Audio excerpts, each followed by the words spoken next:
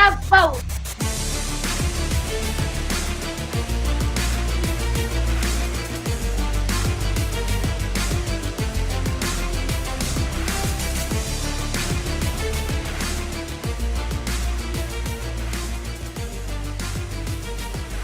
Court is in session with Ryan in Sacktown on If You Don't Like That.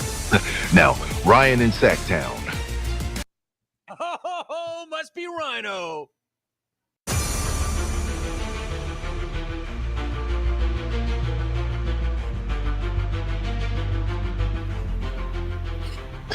Bane, do you want me to do it? Or are you going to do it? We made it. It is Friday. Welcome in to the King's Court, brought to you by Bennett's. Go to Bennett'sRestaurants.com for more information about their great specials. Tell you, get down there. Happy hour tonight. Sips and tastes, 2 to 6 o'clock. Can't beat it. You got weekend brunch as well. Prime rib this weekend. Anybody? Prime rib.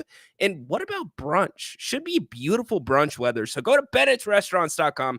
Learn more about all three of their locations. Get up in there. You can make reservations. Do so much more.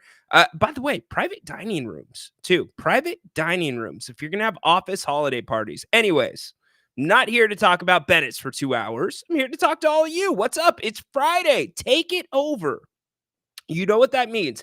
Fridays are about all of you. So I've got plenty of content. I can carry the show, but usually this is when you all get in here. This is when I think last Friday, we just rolled telephone calls, which was really cool. The link is in the chat. If you notice up top, look at this. The QR code switched and the logo switched. So the QR code's now to my right.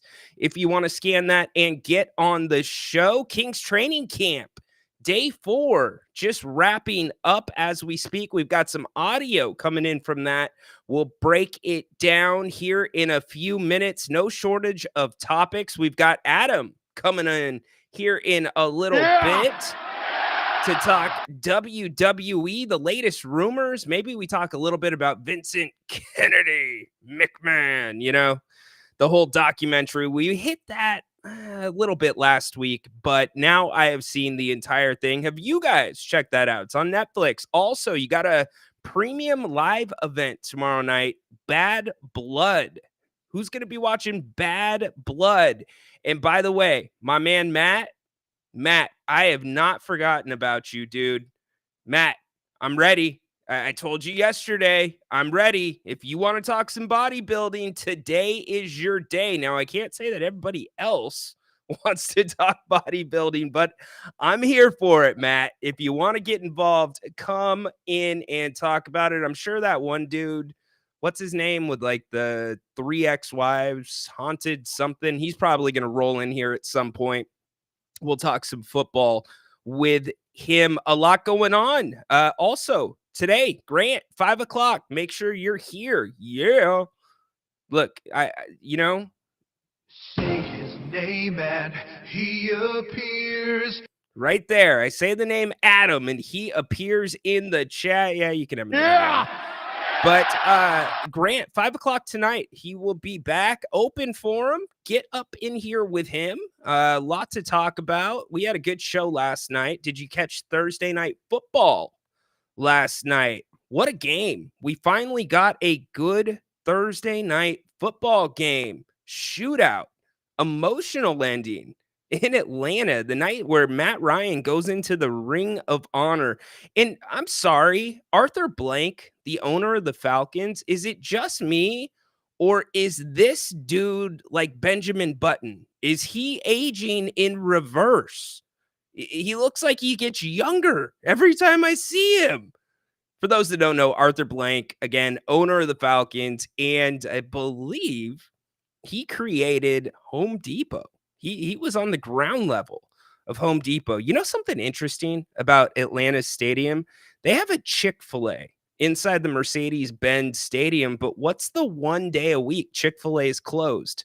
Sundays. I wonder how that works. Somebody pick me up on the chat there so we can talk about the football game. How about the MLB playoffs? We are already to the divisional rounds. What a game in Milwaukee. My heart goes out to Brewers fan. That was rough, but I'll tell you, those back-to-back home runs that the Brewers hit late in the game to get the first lead, it had been 0-0 up until that point. That might be the most exciting thing I've seen from baseball outside of, you know what, I'm gonna put Ohtani in the 50-50 day away in a separate corner because that's its own little entity. But those back-to-back homers, by the way, on back-to-back pitches, how amazing is that in the playoffs? But it wasn't enough. The polar bear, Pete Alonso, and the Mets pull it out so we can talk some baseball. You've got the Battle of Southern California. How about that? Padres, Dodgers. Are the Dodgers going to choke like they always do? Probably. Is it different? Ohtani's first postseason, I should say. First time in the playoffs. This is what you pay him for. So plenty to talk about there as well. We've got the Sac State renderings. We've been going over this the last couple of days. Dorian, I know you're floating around out there. If you want to talk about Sac State, you want to talk about what's going on around that program and the possible jump to the Pac-12, we can hit that as well. Sacramento, are you ready for some March Madness? The girls are going to be here in 26, but it was announced that the men's tournament, first and second rounds, or however you want to say it, second and third rounds, are going to be at the G1C in 2027. Makes it the third time in the last 10 years that March Madness has been in Sacramento. You know, it was so interesting to me because I remember when March Madness would occasionally come to the Golden One Center. And there was a massive, massive upset one year, or not the Golden One Center, excuse me, Arco Arena. There was a massive upset. It was a 15-2 at Arco, or maybe it was a 14-3, but that was a really hard ticket to get. That was super hard, super expensive. I've been able to attend a couple of March Madnesses, and it's not an easy process, or at least it didn't used to be an easy process. You'd have to apply for your tickets well in advance. They're not cheap. You pay by the session, et cetera, et cetera. Well, the last time the NCAA was here, you couldn't give away the tickets. It really surprised me. And maybe Kings fans are even going to be more turned off by the fact that they lit the damn beam for an LA team. What are we doing? Coachy, Pete Carrill's Princeton Tigers had a huge upset the last time that they had the NCAA here in Sacramento. You don't like the beam for Coachy's team? You like the beam for an LA team? I know that was fodder when it happened, but nonetheless, Sacramento gets another March Madness. Do you think you want to go? I know we're a couple of years out from that. Hell, what's up with Sac State? Could they be playing there? Probably not. They're not going to make the jump in basketball. It would be football in the immediate future, which still I think is a very big long shot. Basketball, the preseason. Literally, the preseason is underway. The Nuggets and the Celtics played today in Abu Dhabi. How about that? In Abu Dhabi. So they got a little bit of an early start to their training camp. The Celtics win that one 107-104. The NBA seems to be very intrigued by Abu Dhabi. I don't know how a team, and I'm making a big jump there, how a team would necessarily work. And you heard Adam Silver talking about his goals. Once they got past the CBA, once they got past the media rights deal, what was next? It's expansion. And many people are speculating that the expansion is going to be Seattle and probably Las Vegas. And with Las Vegas probably comes LeBron James. He has made it no secret that he wants to be an owner in the NBA eventually. But Adam Silver has also talked a ton about global expansion. And I get that the NBA does their games, their international games every single year. But what do you think about a team internationally? And don't count Canada. The Raptors are the Raptors. We've had a team in Vancouver. There will never be another team in Vancouver, in my opinion. but global expansion. So I guess they're testing the waters and seeing what will be next. They're going to play one more game in Abu Dhabi. So something to keep your eyes on there. As I said, the Kings wrapping up day 4 of training camp, and physicality continues to be one of the big things coming out of training camp. We've had audio from the first 3 days every day here on the Kings Court. We'll have audio in a second from today's practice. Coach Brown talked to the media. Also, Alex Len talked to the media. Jalen McDaniels. Don't have any audio from Jalen, but we do have Coach Brown and Alex Len. I can tell you it's getting physical because Domantas Sabonis had a massive red scratch going across his arm. So he is in mid-season form. Speaking of Domas, did anybody catch the interview with Domas and Rich Eisen? Anybody? Is the chat working today? Just curious, because I only see Adam. Anybody else in the chat? You can get a Joe Hendry if you show up. There you go. And he appears. All right. I guess Adam's our chatter. That's all right. We'll roll with it. Global expansion. They should tune into these NFL games around the world and learn from their mistakes. Well, the NFL games have actually been pretty successful, Adam. They keep continuing to schedule more and more. Now, they're not popular with the players. No doubt that you blocked everybody else. Come on, man. Come on a Friday. Come on, Adam. I see 59 eyeballs out there between X and YouTube. Get up in here. There you go. Flores in the house. Flores, I acknowledge you. Oh, wait. That's not what we want. We want acknowledge me. Fitchy. What's up, dude? Acknowledge me. I got you guys. I'm acknowledging you. But Adam, the NFL games have been okay. Now, the Brazil one, that one's a little bit obscure, right? The field wasn't necessarily great. There's reports saying that the players kind of just needed to stay on the hotels and all that. So I don't know if there's much to learn from the NFL. Here's one thing we've learned from the NFL, though. The players do not like Thursday night games. It does make me a little sour that you got that game last night on a Thursday night. That was a great game. It was an excellent game and came right down to the wire. And the Falcons kicker, this dude is nails, like literal nails when the game is on the line. He had missed a couple going into that. And what about Kirk Cousins? Kirk Cousins? Practice? Wow. Coming off an ACL, throws for 550 yards. Incredible play by him. So where do you rate that division? And by the way, Baker Mayfield, he's doing just fine. That Tampa defense last night actually disappointed me. How you give up that much yardage, almost, if you look at the total yards, or excuse me, passing yards, 477, total yards, 550 yards. That's a lot, but that's what Thursday does to these teams. There's just not enough time to prepare. Usually you get a day off. That doesn't usually happen when you're playing a Thursday night game. And yes, Al Michaels has all reminded us that you get the extra time on the back end when you play a Thursday night game. Definitely doesn't help the body heal from the car wrecks that you had, 4 days before that for many of these players. But anyways, getting back to the Kings, let's hear from Alex Len. He's talking about the physicality in camp. In fact, he was asked specifically about the guards and what the physicality looks like with them. Here is what Alex had to say after practice today.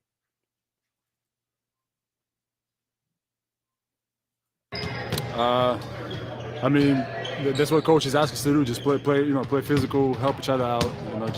And the big emphasis is just playing fast this year. So we're trying to play as fast as we can and help each other defensively, sitting in the gaps, and just being on the string, 5 people, guarding together.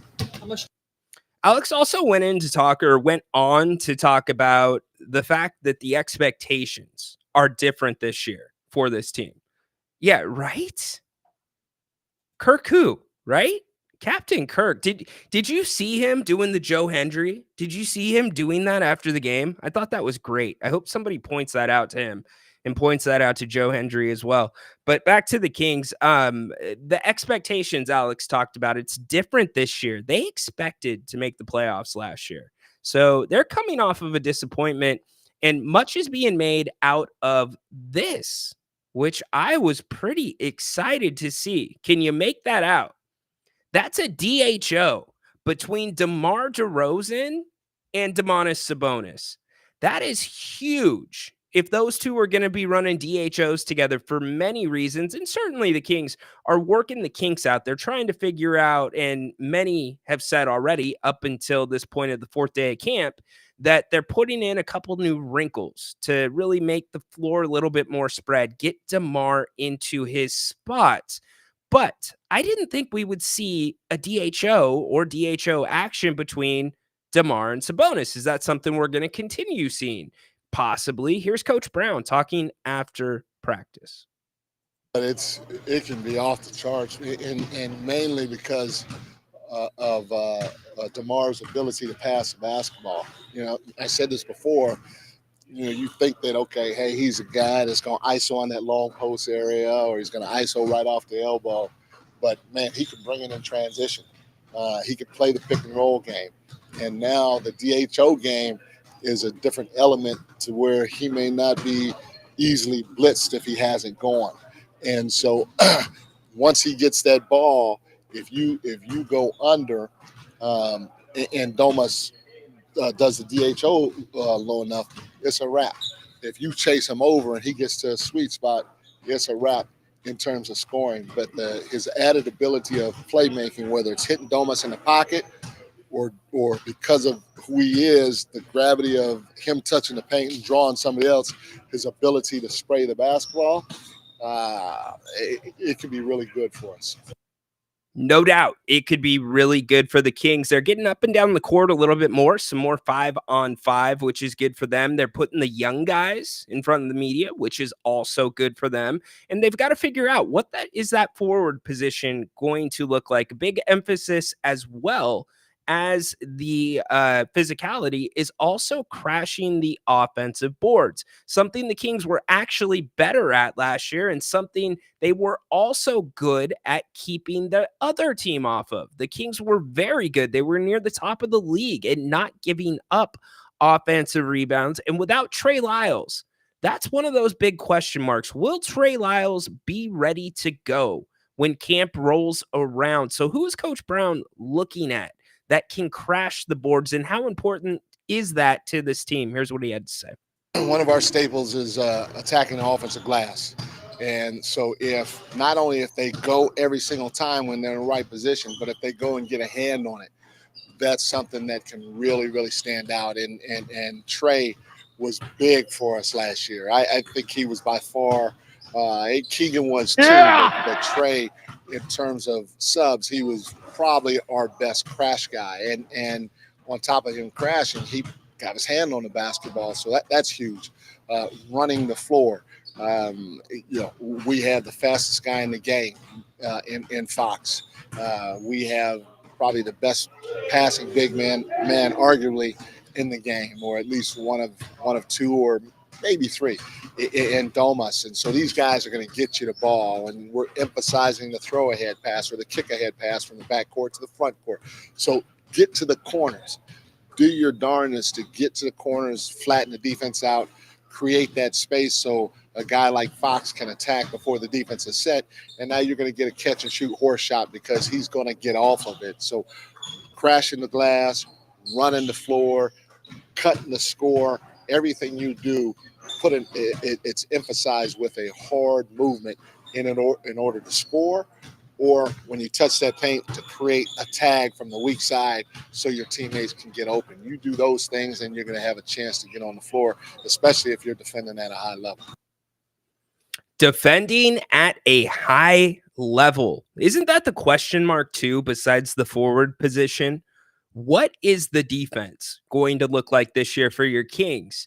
Look, it's going to come together. They're figuring it out. This is what training camp is for. I talked yesterday about the importance of zone defense. I think the zone is going to be an important wrinkle to what the Kings do. And I'm going to add something on top of that. I think the Kings are going to want, you've already heard about the pace, how the pace is so important to what they want to do this year.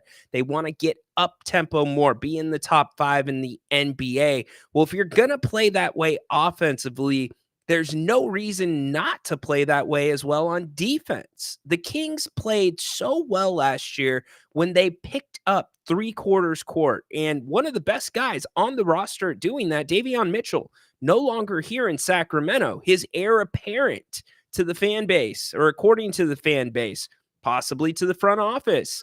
Devin Carter, not available, won't be reevaluated until February. So is the way the Kings can pick that up and throw that wrinkle in. I think that guy's Keon Ellis. There's no reason Keon can't be that guy picking up a little bit more, because when the Kings extend their defense, they have great success because they get the other team off of the spots that they want to be at to initiate their offense. I think that was part of the issue last year with teams coming in here and absolutely shooting the lights out from beyond the three-point line.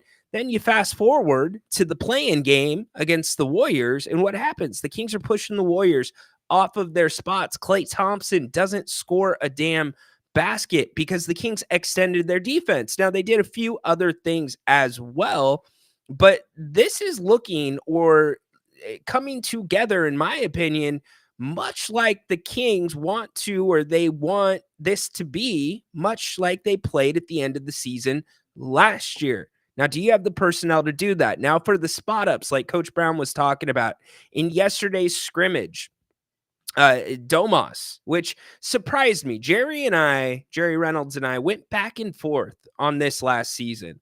We're like, is it good or bad for Domantas Sabonis to be running the fast break?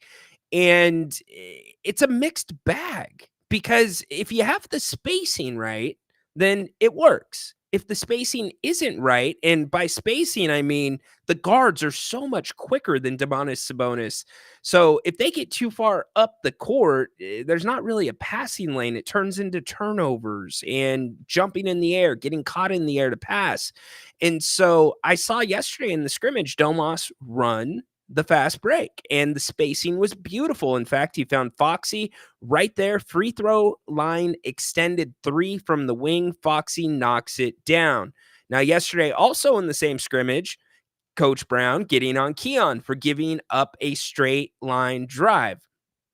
So again, all these things are going to get worked out in training camp eventually, but these guys have been going hard at training camp level for 4 days. So Coach Brown was asked, how do you think their bodies are feeling? Here's what he had to say.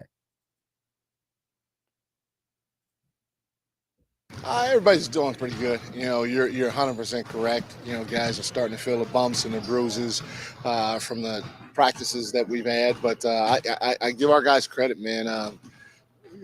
They've been locked in. They're trying to pay attention to the details and trying to be present all the time. They're playing extremely hard.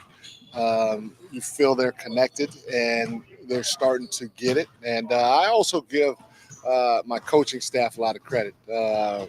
They've done a fantastic job, not only throughout the course of summertime, but through the early stages of training camp. My staff has been really, really good. They've been on top of it, and I think they're only going to get better, just like the players are. Yes, they are indeed. Free throws. Kings are ending training camp most days with free throws, breaking out into groups, having competitions, which is great. We talked about the offseason that De'Aaron Fox has had, a big focus on the controllables, like free throws, like being a 3-tier threat on offense from the three-point line. De'Aaron was talking about, and he's right, many of his threes came off the bounce last year. De'Aaron shot a very good percentage with the catch and shoot threes. I believe it was right around 43%. He just didn't get very many of them. He only got like 1 or 2 a game. So there's a wrinkle that can change a little bit that the Kings can throw in with DeMar DeRozan on the field, or on the floor. if everything works to plan as they hope it does. So a lot going on with them down at the G1C, almost through the first week of training camp. You have the first game not too long from now, October 24th for the regular season. The preseason schedule lines up like this: October 9th. So we're 5 days away. Golden State is coming to the G1C. Then you've got Golden State on the 11th at the Chase Center. Then you got Portland here on the 13th. You've got Utah. You're going to Utah on the 15th. And then the Kings wrap up the preseason on the 17th at the new Intuit Center in LA. Steve Ballmer and his toilets. Have you heard about that? Apparently the most toilets ever in an NBA arena. And looking at the Kings schedule, the way it sets up, it's not too bad. They've got to get out to a hot start because this schedule gets significantly more difficult as they move along. They've got a ton of travel. They have a late East Coast road trip. Now, not as hard of a road trip as last season, but still going to the East Coast that late in the season when games are going to matter, because look at the Western Conference. There's probably, to me, not a ton of separation between 6, 7, 8 teams. I mean, can we agree, not Memphis, but can we agree Oklahoma City right now is the class of the Western Conference? Take Oklahoma City away from it, what do we expect from the Western Conference? Here's one thing that's changing about the Western Conference. It's getting old. It's getting really old. And guess what? Your Kings are getting younger. Look at the Lakers. You've got an aging LeBron who apparently, by the decisions the franchise is making, and by the franchise, I mean LeBron, he's the one that's in charge. La GM, as they say, La Coach. He gets his guy, JJ Redick, to come in and coach the team. Oh, yeah, they draft Bronny, who at best is I would say, second rotation guy in the G League as he sits today. Be interesting to see, especially the contract they signed him to. I'm not going to turn this into a Bronny cast because, really quick on Bronny, I want to make this clear. None of this is on Bronny. This kid has worked his ass off and battled back from a horrific medical situation, and he's had to deal with this just like everybody else. He's not pulling the strings. Dad, and by the way, he's not allowed to say dad at practice, but dad is the one pulling the strings. So if you're Anthony Davis, are you thinking like, is this team focused on winning a championship? Is it more about letting LeBron ride into the sunset with the people around him that he wants? What's the focus? So you got all that around LA. How about the Clippers? The Clippers are getting old too. I know they've shuffled the deck a little bit. You lose Paul George. You're going to run it back with Harden and Kawhi. What about Kawhi? What's Kawhi going to be able to do from a game standpoint? Is he going to be able to stay healthy? The history tells us no. So the Clippers, they scrambled to try to fill that roster in as best as they could. You want to have a loaded roster. You want to have a ton of excitement when you're opening up a new building. And so big wild card there with the Clippers. Golden State, you got Curry. If you have Curry, you have a chance. It's just like that dude that wears 15 in Kansas City. So what are the Warriors going to look like? Again, you lose Klay Thompson. Draymond Green. Is his mind really on basketball? You had a good draft last year. Can you keep developing some of your young guys like Kuminga, Podziemski? What's that going to be? I can count on this. Golden State's probably going to give the Kings trouble. They're always going to give the Kings trouble, just like the Kings are going to give Golden State trouble. It's a rivalry game. You don't think Steph Curry's got that in the back of his head about what happened in the play-in game last year? Absolutely he does. But can they get to that point? Are they going to be able to make a push? Do they try to get another piece around Steph Curry? So a lot of questions there. Denver? What about Denver? You can't say Denver got better Jamal Murray having injury issues as normal. He gets re-signed. Jokic, a year older, still probably, arguably, one of the best players in basketball. But guess what? Your dude that wears number 11 now for your Sacramento Kings plays Jokic pretty damn well. Pretty well, not just from an offensive standpoint, but from a defensive standpoint too. Go look back at the games Jokic had last year against the Kings when Domantas Sabonis was on the floor. Not terrible at all. You lose Caldwell Pope to the Magic. Also, your first round draft pick who's expected to step in and get minutes. Guess what? He tears his Achilles, not going to be available. So to me, the Nuggets are still a great team, but you can count on a chunk of games that Jamal Murray is not going to be there. It just happens every year. You can count on it. So when Jamal Murray's not on the floor with Jokic, usually that team does not perform well. You saw them slow down too a little bit last year in the postseason. So what's Denver going to look like? Turn our attention to Minnesota. How about the move they made? In my opinion, the West got better with Julius Randle coming to Minnesota. Minnesota is building around Anthony Edwards, clearly, and as they should. That dude made so many, I could count the 3 plays he made last year on my hand that are the 3 most impressive plays I've ever seen in my life from an athletic standpoint. Freaky, freaky, freaky. He's a throwback guard. It's like he stepped out of a time machine from the 1990s. So he's not quite Kobe. He's not quite MJ. He's got a little bit of each of those guys in there. Not saying he's as good. I'm talking about the style of his game. But then he's also got some of that Vince Carter explosiveness in him as well. And he's a pretty smart basketball player. So you get Cat out of there, which was a great move. Minnesota, regardless of how far they got in the playoffs, the Western Conference Finals, ownership said, we're going to reshuffle the deck. We're going to look at this from a different angle. You know why? Because Cat screws their offense up. Cat does not mesh with what Anthony Edwards wants to do. And Cat is such a big player, or I should say, is supposed to be such an impactful player that you have to get him involved, which then is a concerted effort. And it's either at the 3-point line or it's awkwardly to the hoop. Those are the 2 places where Cat makes his living. And so they make a great trade, in my opinion. A great trade. Now, DiVincenzo, that's going to be also a little bit of a wild card. Had a resurgence in New York, but was it a system thing? Think about that for a second, because he didn't play well in Sacramento. He couldn't wait to get out of Sacramento. Didn't play particularly well in Golden State, though better than he did in Sacramento. So what's that fit going to be like in Minnesota? But getting back to the Julius Randle thing, Julius Randle is a much better fit around Anthony Edwards. If you look at the Timberwolves and their time without Karl Anthony Towns last season, the Timberwolves actually looked like a more balanced and better basketball team with Naz Reid in the starting lineup. So I put the Timberwolves near the top of the Western Conference. You can put them in a category also with the Oklahoma City Thunder. What's up, Roberto? Welcome in today, my man. Give him a yell.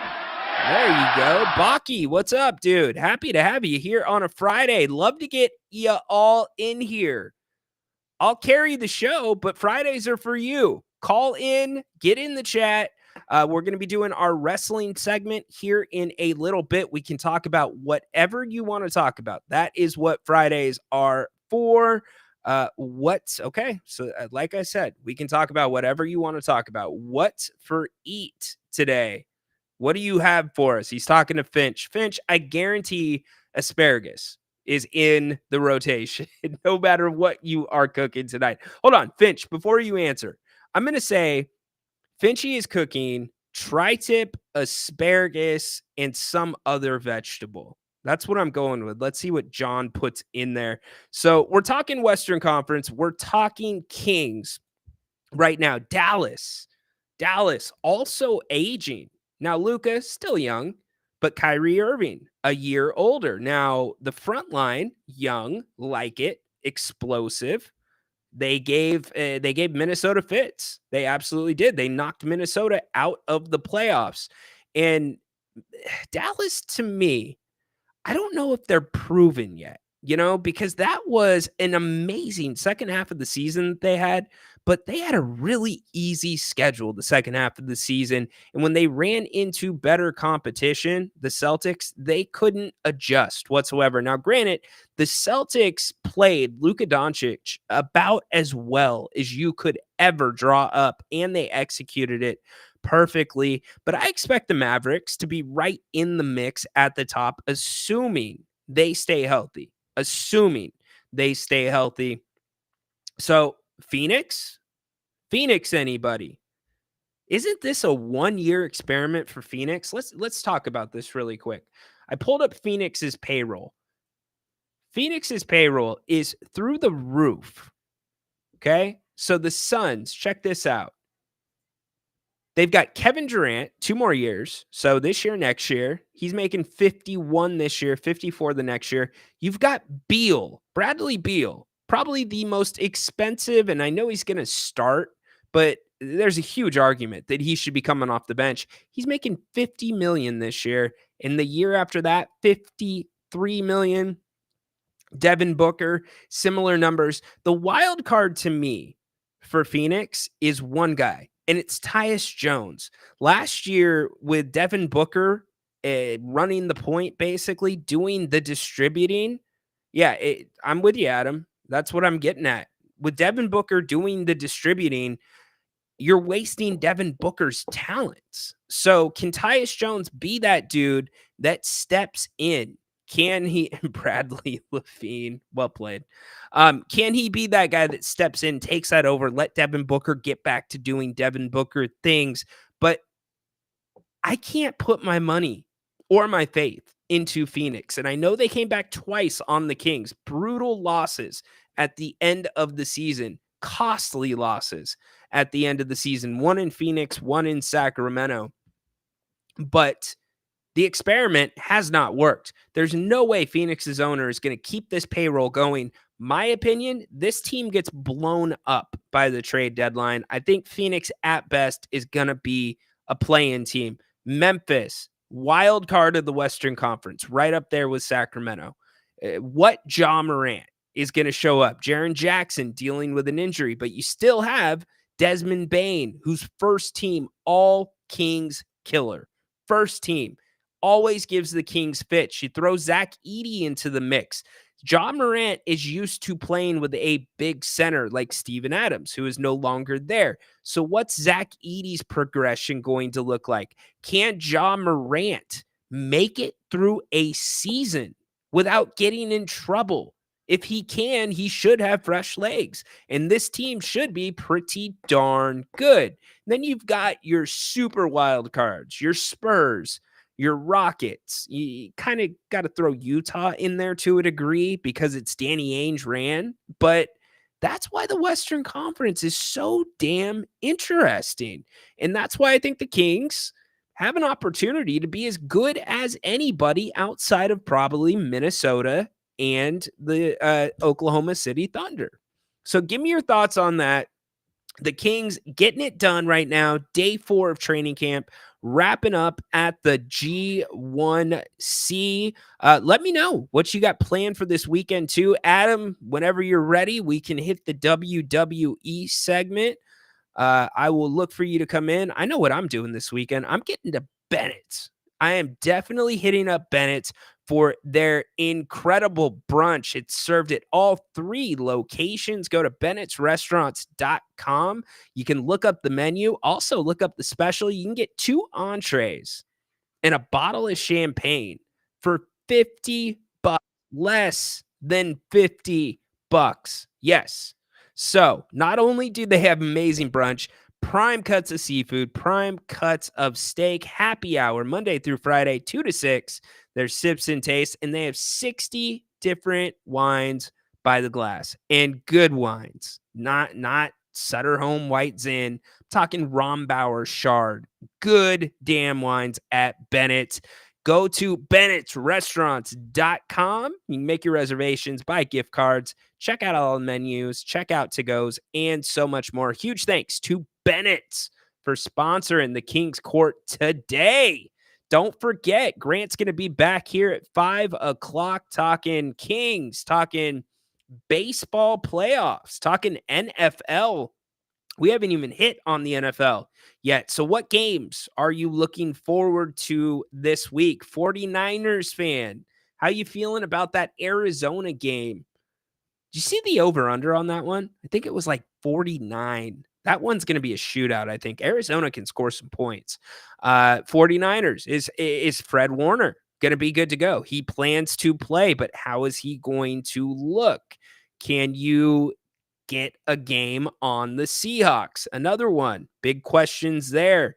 Devontae Adams, we haven't talked about him yet. Where is he going to end up? He sends a cryptic tweet out. Maybe Baltimore. We can hit that as well. So I want to get you involved in the show. A lot to talk about. But first, we are going to do our WWE segment. You guys remember Adam was at SmackDown last week. I can't wait to hear about his time at SmackDown. Dude was sitting front row. I saw him on TV. Adam, my man, let's talk some WWE, brother.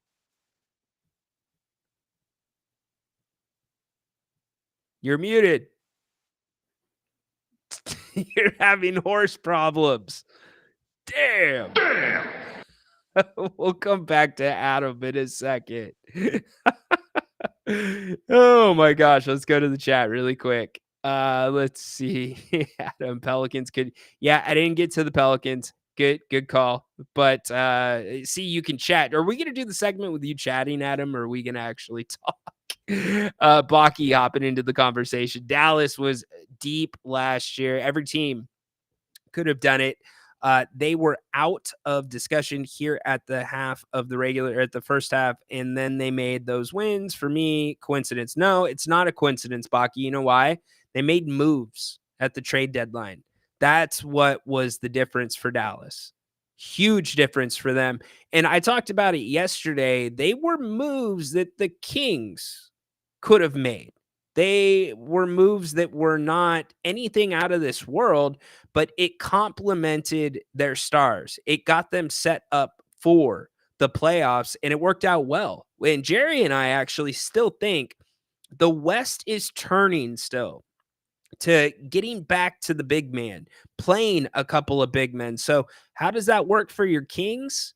I don't know. They're going to be smaller. They're going to have to man up. That's why Mike Brown's preaching the physicality. And now as we turn to the weekend, first weekend of training camp, it becomes physicality without fouling. That is a big emphasis of what's going on in that Sacramento building right now. And as I said, day 4, training camp, wrapping up the on-court. We already had some audio from Mike Brown. And to take it a step further, Baki, same thing happened with the Lakers the year before. The Lakers were not, with the Kings, were better than the Lakers.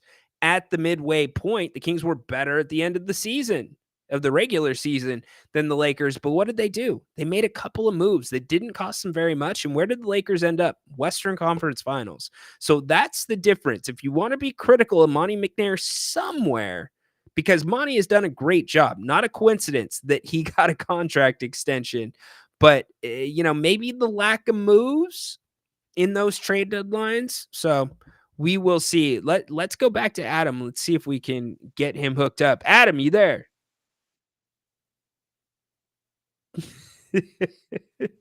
No audio. Are you on mute? Adam, you've never sounded better.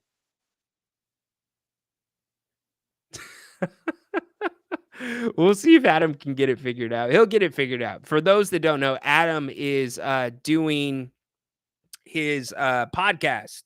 He's got a couple of startup podcasts, definitely doing really well with the WWE wrestling stuff, knows his wrestling. He was at, as I said, SmackDown on Friday in Oklahoma City, and he had some great seats. But as always, every wrestling event has that one wrestling fan that just doesn't care about anybody else around them. Like nobody. They're pushing kids, shoving people to the side, trying to get to the rail. And Adam had one of those next to him. Let's see if he's back. Adam, you there?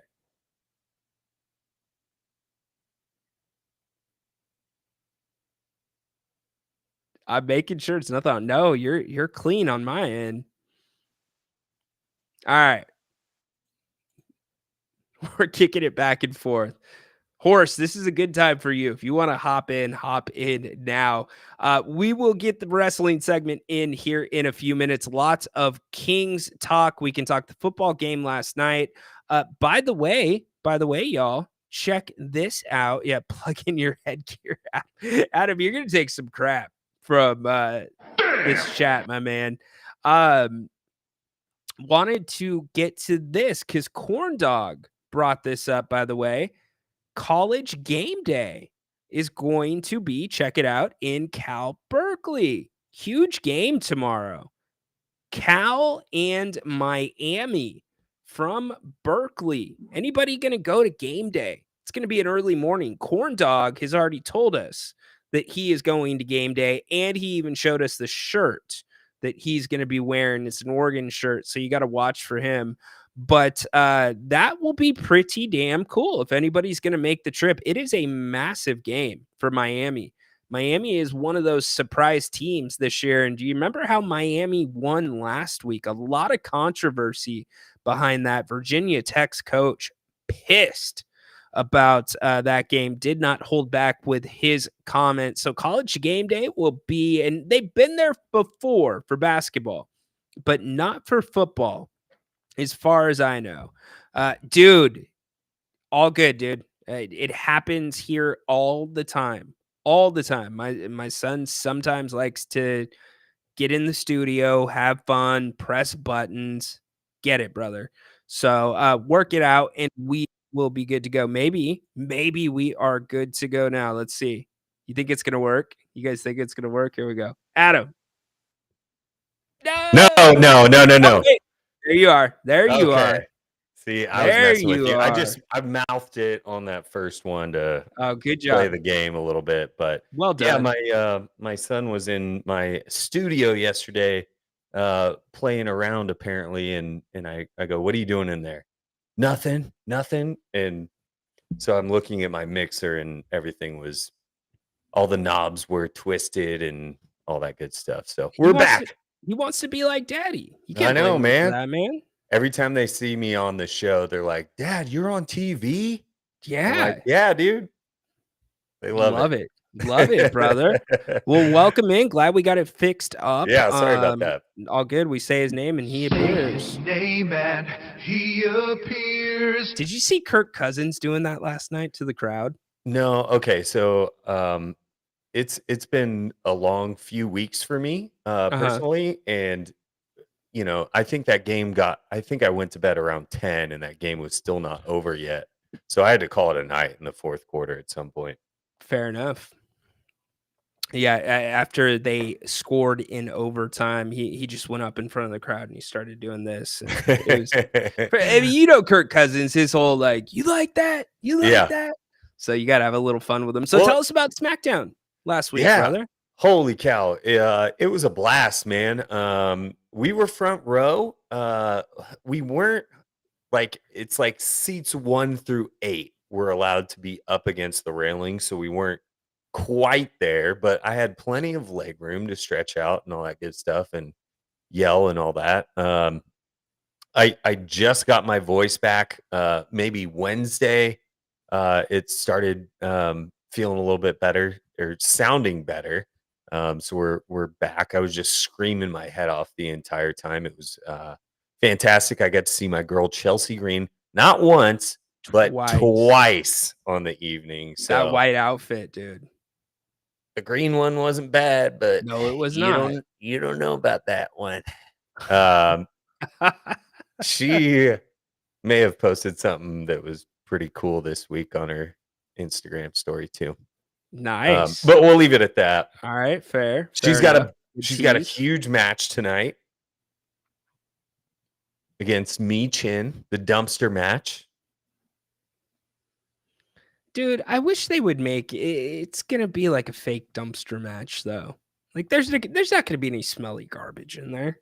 No, absolutely not. And last week they tried to fake it a little bit with whatever trash can she brought out in her trash man gloves. that she was wearing as well. But I'm excited. Finally she's getting a little bit of spotlight You here. know, So she is, and she's done it herself. That's yeah, what's really cool about it. Well, Samantha Irvin's kinda done it too with the whole Chelsea Green, like, too good. it's really good. But you know how Zack Ryder, her husband, got himself over back in the day with the whole, like, Zack Long Island Ice Stories or whatever it was called? Do you Uh remember that?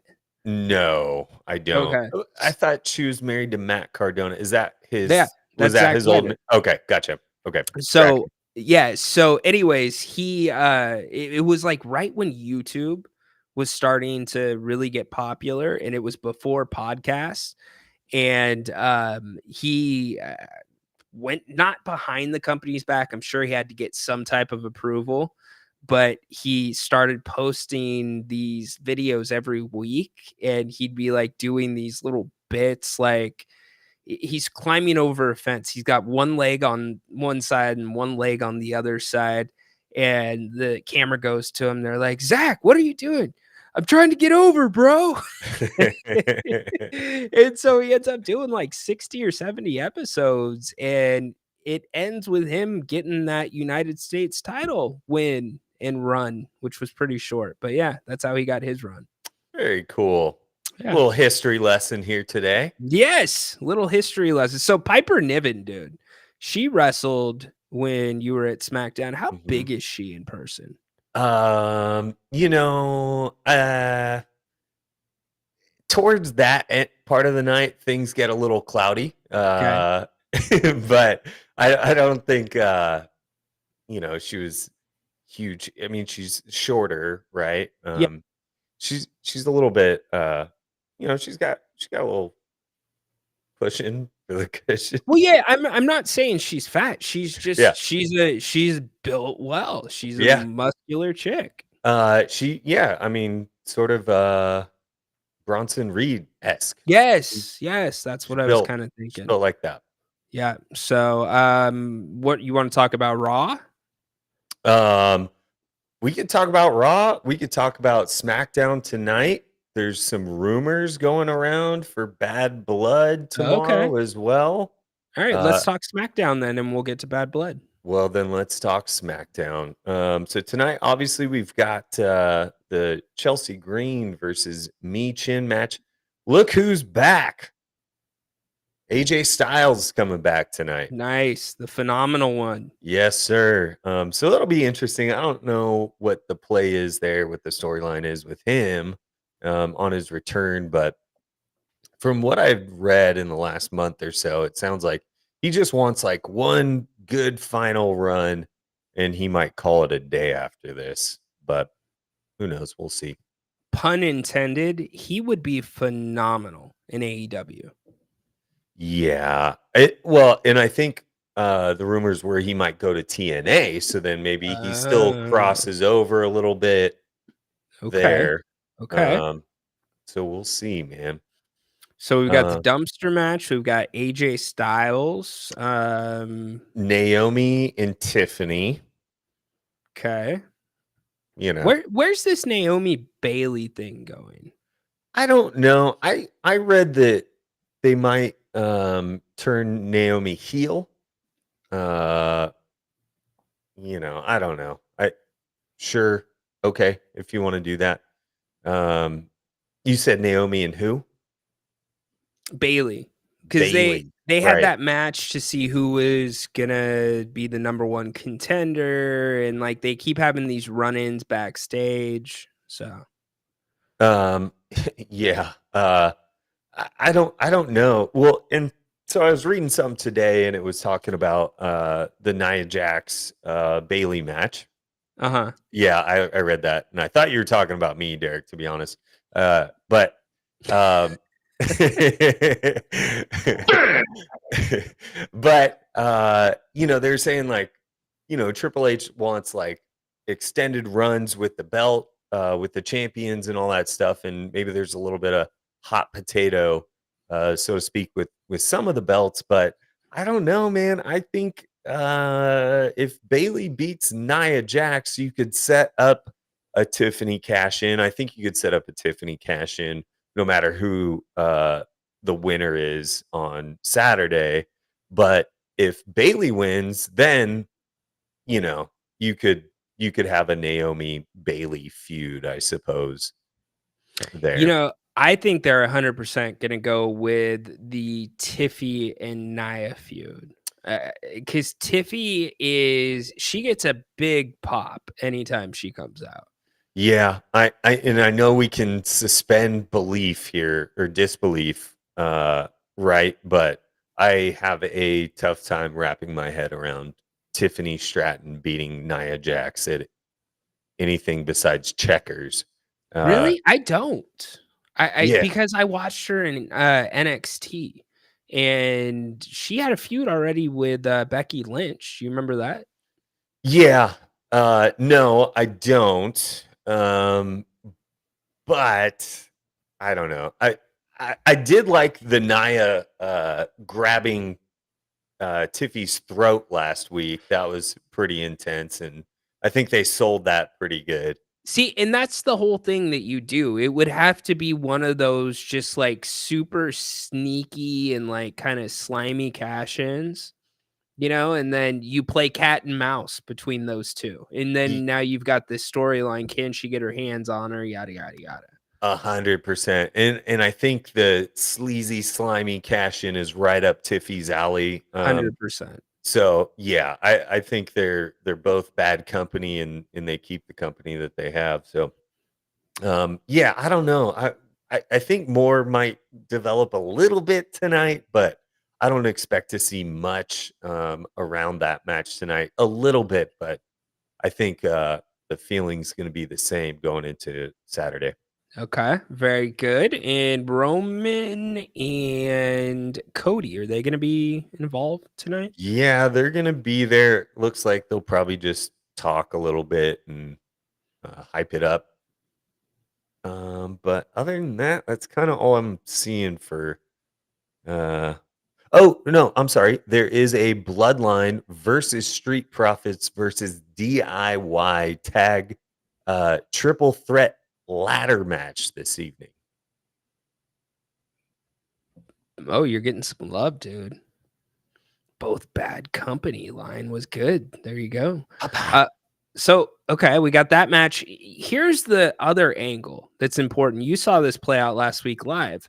The whole Kevin Owens, Cody Rhodes kind of tension that's going on. I mean, it seems pretty obvious we're headed to a Kevin Owens heel turn. Um I Okay, yes, but I think at the end of the day it will be a Cody heel turn and we'll all be like, "Oh, Kevin and Randy were right the whole time." Sort of thing. Ah, So, you're getting deep, yes, bro. I know. I probably spend too much time thinking about this No, stuff, it's but good. That's why we have these conversations on this show. but I think for the time being, yes, there's probably going to be a Randy Orton KO turn on Cody. I think more so Kevin Owens because from last week they had the interaction inside the ring in the beginning. Then Mhm. they had the backstage stuff, and then Randy's like, "No, come on out, bro. Like we need the help." And then Cody comes out there, backfires, and Kevin Owens is pissed again. Yes, they shook um at the end of the match or at the end of the night, whatever, but I still don't buy it. I just think that thing's waiting to boil over. And I think as much as bad blood is here to squash the bad blood, I think it can also generate some new bad blood as well. So Sure. So to Derek's point that Cody needs to go heel, he'll be more interesting. I don't disagree with either of you, but you cannot turn him heel until you have another top babyface ready to step in to the role that Cody's doing after shows. You saw it live, right? Where he stays after and he's the guy. It's not going to be Roman because Roman's on a limited schedule. It's never going to be Orton. He's just not that dude. Like probably the closest thing out of the two brands is like Jey Uso right now. Yeah, I mean, Cody, like, shout out to that dude. He did all the work during the show, and then comes out, throws on a match with A-Town Down Under, Austin Theory. And then he stayed for another 20 minutes or so signing autographs, and so the dude's the man. I think he's great for WWE and the fans, and he gets it. And I think and the guy will sit there and sign those belts and posters and everything before the matches even start. So he's a man of the people, man, and I don't think you give that up quite yet. He gets a huge pop when he comes out. So until that starts to diminish, I think he's still going to be champ. But I think looking towards Royal Rumble and WrestleMania, things could change a little bit early next year. But that's kind of where I'm at with Cody. Yeah, 100%. And if they're gonna do it, especially coming off the Vince McMahon documentary, how they talked about Cena never turning. Triple Yeah. H knows you can't lose that opportunity again, but that's kind of what we're talking about now. We're not quite at a Hogan turn when Hogan turned, but you're really closely approaching what it would have been like if Cena would have turned heel, like right in the middle of his top run, you know? Man, you brought up the Hogan turn, and it still breaks my heart to this day. There's 6-year-old Hulkamaniac Adam somewhere deep inside that resents him for joining the Really? NWO. It's still there, man. That's funny. When he turned heel, he never got me back. And then they tried to rehash the Hulkamania stuff, but I still held on to it, man. So I was never Hogan guy. I was Ultimate Warrior and Bret Hart. I was total Hulkamania. I liked Ultimate Warrior too, and probably Randy Savage. I was never a Bret Hart guy. Like, I don't know. I was 7 or whatever, and I was like, that guy wears pink. No way. So I was never a Bret Hart guy when I was a kid. Nice. Okay, so we're gonna get to Bad Blood. We'll talk the big matches there in just 1 second. I want to ask you one question about Raw. Obviously, Gunther's gonna go through Sami Zayn. There's no question in my mind about that. But the interaction with Braun Breaker in Gunther, is that way too soon? Okay. You'll have to forgive me. I have not even caught up on Raw completely yet. Okay, fair enough. Okay, so my week has been dominated with work and under 6 soccer. So two all things. week. Is it okay if I tell you? Yeah, 100%. Okay, so two things happened. The first was there was a backstage interaction where Braun walks up to Gunther, kind of looks at the title, the first like planting of the seed, right? But then also Seth Rollins returned to curb stomp Bronson Reed on the steps to help Braun Strowman win. So you have those two returns. Okay, gotcha.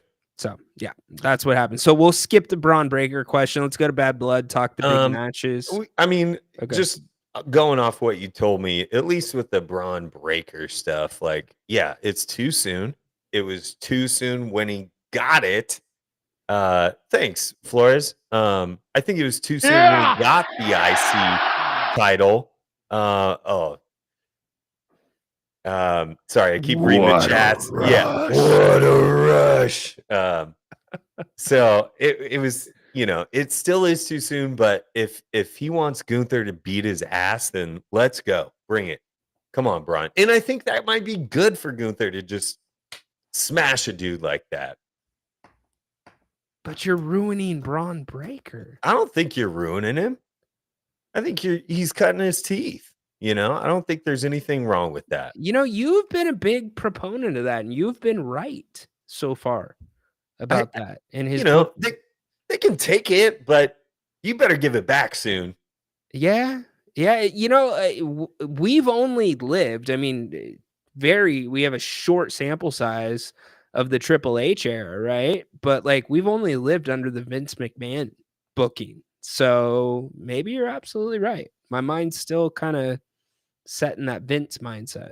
Yeah, and maybe it's to my advantage that I tuned out of WWE for 20 years. But I still have those, 2000 and prior memories, and I don't know. I like the storyline work. But yeah, man. I mean, Braun's great. No one's arguing that.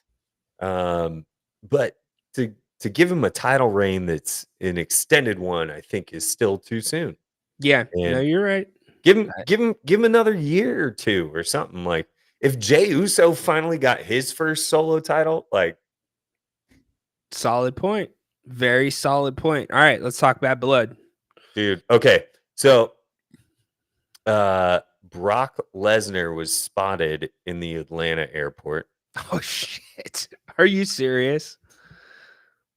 The Rock has been tweeting like crazy, and it sounds like he's going to make an appearance. The Hell in the Cell cage match is going to be the opener for the show, I believe. No way. Well, and I think they did that a couple months ago with whatever Hell in the Cell match it was. Maybe it was a Sami Zayn something. I don't remember, but it was like the first match. And then I think it's more of like a setup with the equipment and stuff. Like they just want to get that thing done and over with, and we'll move on. Fair enough. Easier to start the event with it down. Hey, speaking of which, I did not know that Charles Robinson was the one who breaks down the ring at the end of the night. Yeah, all the referees. They're part That's of the so ring wild. crew. Yeah, I Yeah. had no clue. So Yeah. that was cool. Seeing that. Did you just sit there and watch the ring being broke down? Yeah, I mean, he was doing it while he was doing it. I'm muted. Yeah, he was doing it while Cody was going around signing all that stuff. So I was more looking at Charles Robinson directing traffic. Yeah. Yeah. Rather than Cody signing autographs, I guess. But Yeah. I thought that was cool. That's freaking awesome. Ryan, your headphones are back. Oh, great. This is Bane. He just got here. Say his name and he appears. The problem is we didn't say his name. And now he's here. Bane, I gave you the opportunity to start the show, my man. And actually, Bane, Adam was muted like 4 times. Yeah. Anyways, okay. Yeah.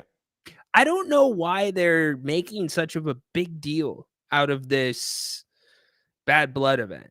Like it's the first time they've had Bad Blood, and it's like I believe it's the anniversary of the last time that they had it, and there's some special connection about Atlanta and the event and Dusty. But with you saying Lesnar was spotted and also The Rock, they're treating this thing big, dude.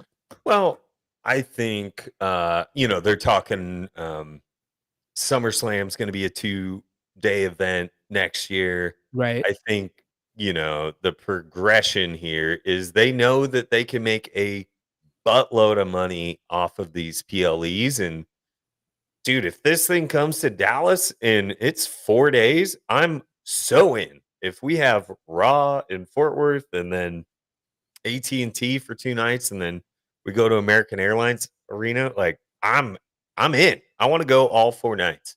Absolutely. So I think the progression here might be maybe not necessarily every PLE is going to be a 2-day event, but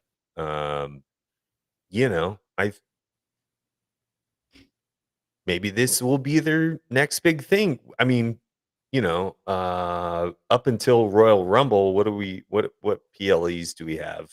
Well, Survivor Series used to be you used to only, Adam. How old are you?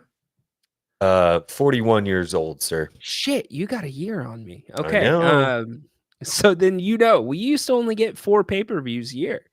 It was Survivor Series, it was Royal Rumble, it was WrestleMania, and it was SummerSlam. Those were the 4. Yeah. And I would beg my parents every single time, please, $50 for a pay-per-view Dude, or those whatever. were the black box days. You had to have Yeah. a black box then. Like, that was black Well, box prime days. we had a black box up until I turned probably 13, 14, because there's more than just wrestling on those. So, uh, it's, you know, I think they figured out pretty quickly that not Adam, well played. that was This is not so something we good. need to keep in a household. Oh, Flores is right. This is good, man. Your little innuendos. Really good stuff, man. I love it. Yeah. All right. So who you got between McIntyre and Punk? Come on. I mean, I'm a huge Drew fan, so I want to see him destroy Punk, but I think Punk ends up winning this one. Now, if there were a title on the line, then I would say Drew. Mm-hmm. But I think it's easier for um, if Drew were walking away with a title as like a mega heel here, I could see that play. But if you just want to keep the CM Punk train rolling as a baby face, him winning here tomorrow night is home run play. So I think CM Punk wins this one.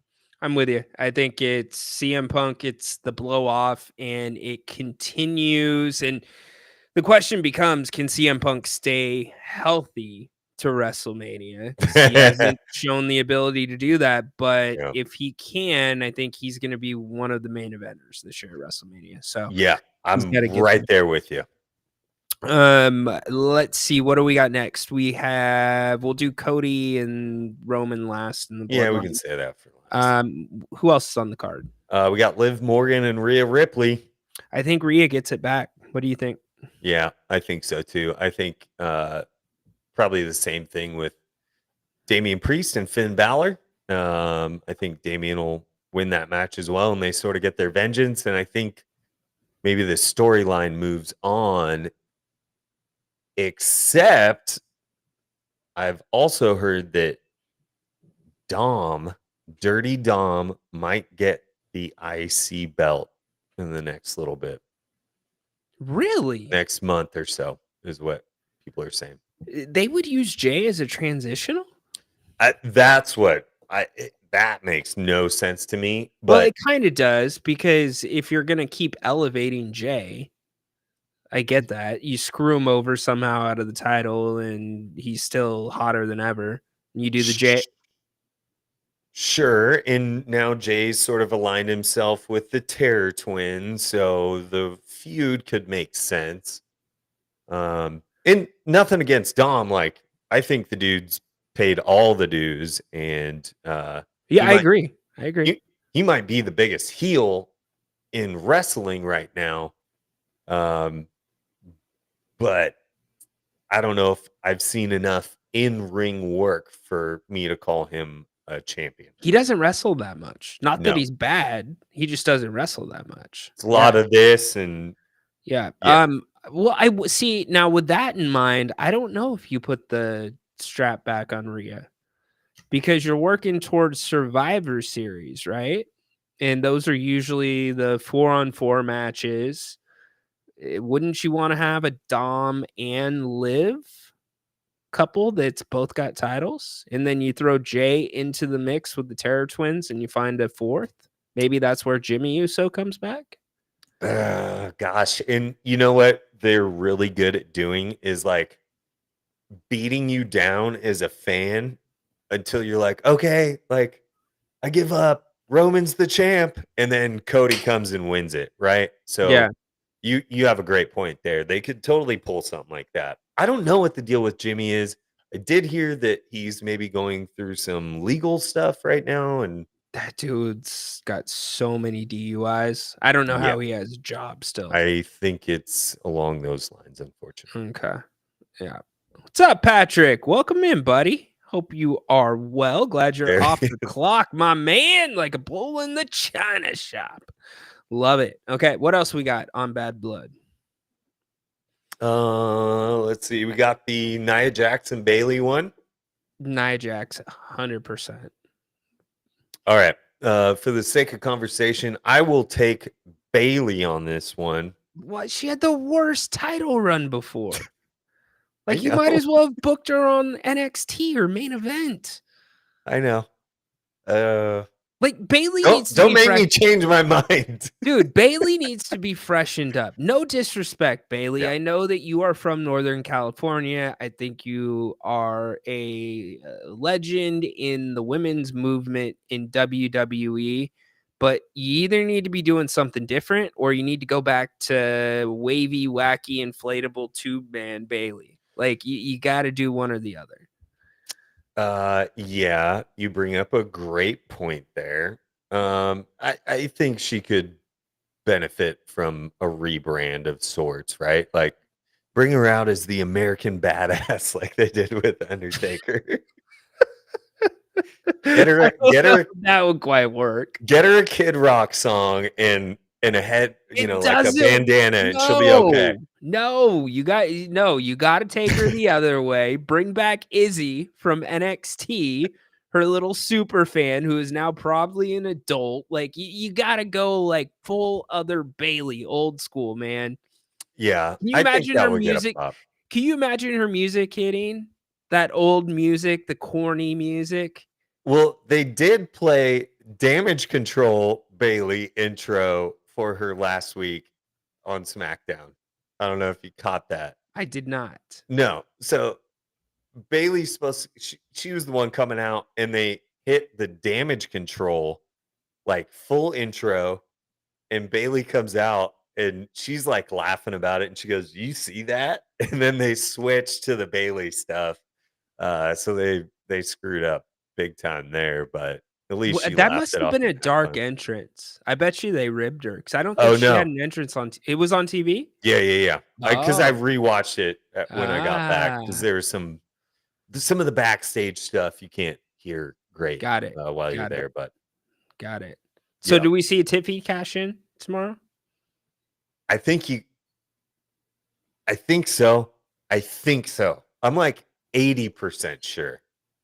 There's still this part of me that's like, they're gonna wait. They're gonna wait because you had Drew cash in so quickly, and then you look at Damian Priest cash in, waited 8 months. So it's gonna be somewhere between that, but I want to say yes, but there's still this part of me that says no, it's not happening. And I could very well see a Nia Jax win, and that's it.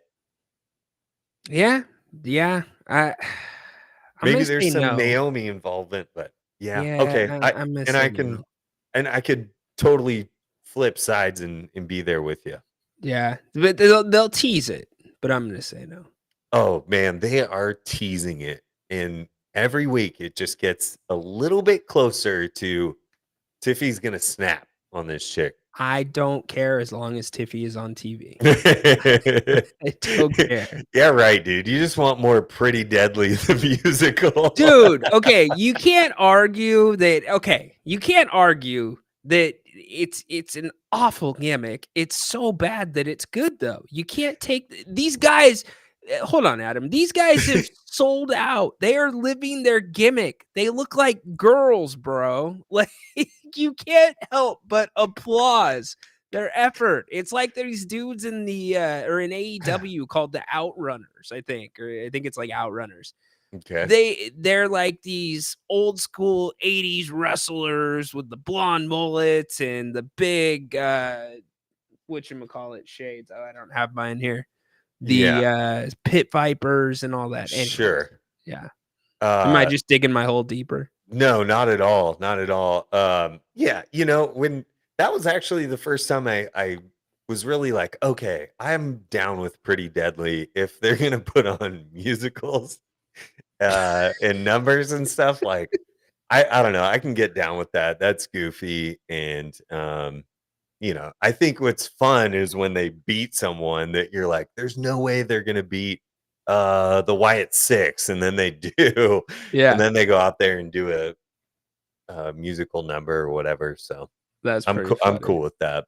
All right, let's get to the main event. All Roman right. and Cody versus Solo and Jonathan Fatu, right? Jacob. Jacob. Yep. Thank you. Hmm. I think the bloodline wins here. I think the bloodline wins. I think Roman will find some way to blame Cody for the loss. And then that will reignite the feud there. But if The Rock is showing up, if the Brock is showing up, who knows where this could go. One thing that crossed my mind, what if this is just an elaborate ploy to get Cody in the ring with the entire bloodline alone?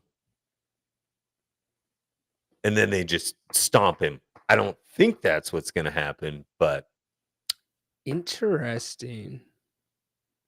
Well, Roman gave him his word. okay. Well, I could spit in my hand and shake it with you right now if you want. I get that. It's a valid point. It is professional wrestling. I just don't know. Uh, Damn.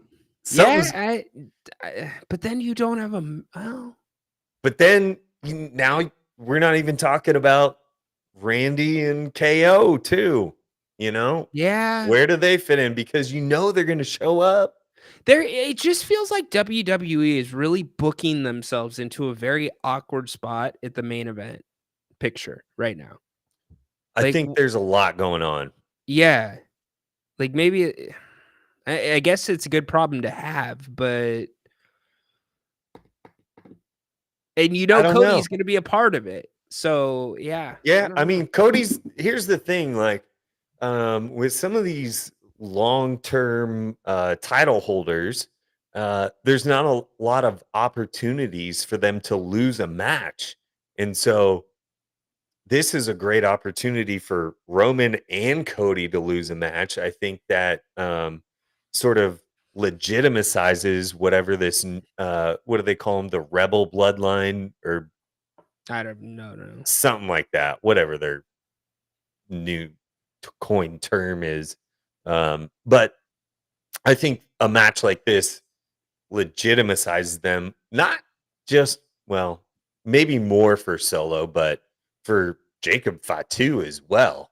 And I think Rock is going to have something to say about who the real tribal chief is. I'm not saying he's going to take the Ulafala tomorrow, but I think he's got his eye on that. And maybe Solo's his little puppet that he's been using against Roman, and there's a grudge against Roman that The Rock has. Damn. There's a lot of possibilities out Yeah, there. I mean, there's a lot. Let me throw another one at you. The last time we saw Brock Lesnar was when Cody beat him, right? It's SummerSlam. Remember they had that huge feud where it was 3 matches and Cody finally got the third one at SummerSlam? Gosh, how long ago was that? Was that prior to Cody and Roman, right? Yeah. Okay, so I'm starting from WrestleMania 38.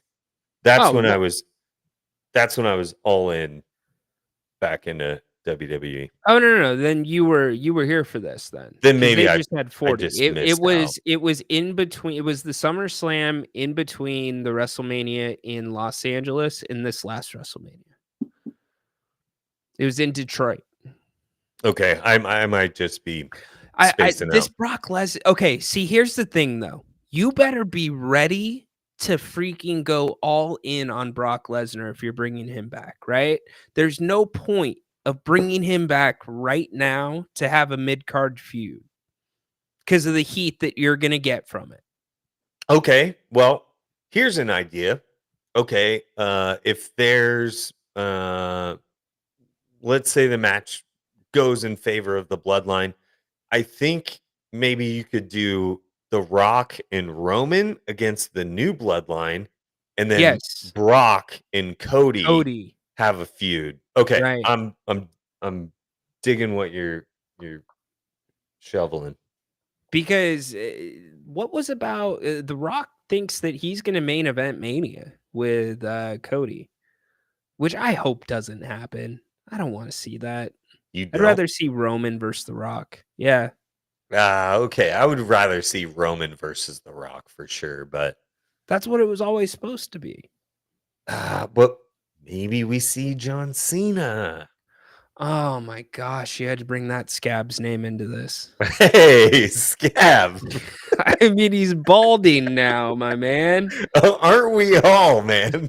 I'm just like, okay. I've got hair, but it's starting to go back further these All right, I days, know we man. got to wrap this up in a Yeah. second, but he's obviously going to get his 16th title reign or 17th, whatever it is. You think so? Yes, of course he's going to. I'll You say don't no. think so? I'll say no. I Who don't do you think? so. Okay, we'll drop that conversation. Yeah, Who do you think we Cena's could go last? another 20 Who do you minutes. think Cena's last match is? Who did he never face? I'm spacing on the name there. There was someone that he has never faced. Kevin, I want it to be me versus The Rock. Yeah. Oh, Kevin. Yeah, let's make it Kevin Owens then. No, it's not going to be that. But there's someone that The Rock has never faced, and it might be John Cena. No, they had 2 No. WrestleManias together. Okay, great. Once again, that was in the dark ages for me. Yeah, they had 2 WrestleManias together. One in Miami and one in New York. There's someone on the current roster that's been around for a little while that you weren't around for The Rock getting Cena's ladies parts trending. No. he literally on live TV said something about Cena's ladies parts, and then he looks at the camera and he goes, "That's right. Hashtag Cena's ladies part trending now." It was just like one of those legendary moments. Anyway, that's probably episode 6 on Mr. McMahon. Yeah. So anyway, so who do you think Cena's last opponent is going to be?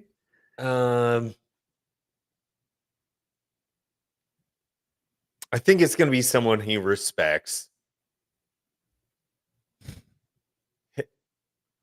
Is it Roman? Have they ever fought? Yeah, they fought. I think it's Okay. going to be Orton. Okay. I like that. I think that's a great match. Him and Orton had a huge rivalry, and they're both kind of at that same point in their career. Yeah. And they work well together, actually. And I'll say this about Randy Orton, like that dude is massive. He is Bro. so jacked. He got pretty close to me at one point last week, and I was like, holy cow. I was singing the Voices in My Head song and everything. It was awesome. So Russ, the thing backstage with him that drives him nuts apparently is because his legs are jacked, right? His arms are jacked. He is every bit of whatever they're saying, 295 pounds, right? But he's got a flat ass. So it wasn't that flat when I slapped it. Well, that's the ribs that they always pull on him. That's what they call jokes backstage. Yeah. If you want to call him off. So yeah, I'd be okay with that if I were him. Dude, if that's all you got on me, I'm all right. And he just came back from where was he at? He was on vacation with his wife. He was on some island. I forget the name of it now. It was probably terrible. Yeah, I'm sure it was awful. Yeah. Anyways, all right, dude, nailed it. All right, this is what happens. We just start brainstorming. What do you got going tonight? Tell everybody. Yeah, I think I'm gonna throw a little episode, a little SmackDown preview, Bad Blood preview here, in about a half an hour or so before SmackDown begins, and throw out some predictions. I might throw out another show Saturday, we've got a couple soccer games before Bad Blood, so if I can squeeze it in, I will. But if not, you'll just have to ride with my Friday predictions.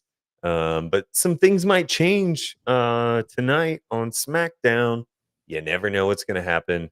But check me out on The Casual Guy Cast on YouTube and Twitch. I am also going to be streaming live on X now at Casual Guy Cast, so you can find me there.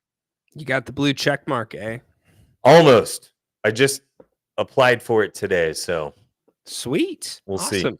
All Yeah. right, well, go check Adam out. And thank you. we might have something in the works. We'll tease it, as they say in the wrestling business. Maybe have something in the works. So we'll let you know. All right, dude. Good Okay. job. Glad you got your mic to work. Thanks, bro. right. You know, third time's a charm. There you go. That is Adam. Wow, we covered a lot of ground there. And I mean a lot of ground. We need a live watch of SmackDown this evening. That would be fun. That would be fun. You know, there's been a lot of demand for, there are now ways, which I'm sure you all are aware of, to watch games, NBA games. If you have Sunday, or not Sunday ticket, but you have League Pass, where you can stream the game out, but your viewers have to also have League Pass, and you can do the audio over it and you can watch the game together.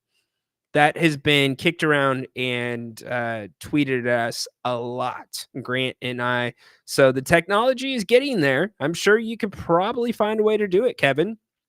With SmackDown, definitely could have found a way to do it while they were on Fox. SmackDown's now on USA, which changes a few things. All right, Haunted Horse, I know you're lurking. If you want to get in now. We got about 30 minutes left in the show. We will call it a day after that and get you to the weekend. Again, you got Bad Blood tomorrow night. That was an extended wrestling segment. We have talked Kings. We heard from Coach Brown after practice today. A lot of DHO action. Oh, the other thing that I really liked, and I said this in the King's Court podcast, was when I recapped day 3 of training camp, or was it day 2?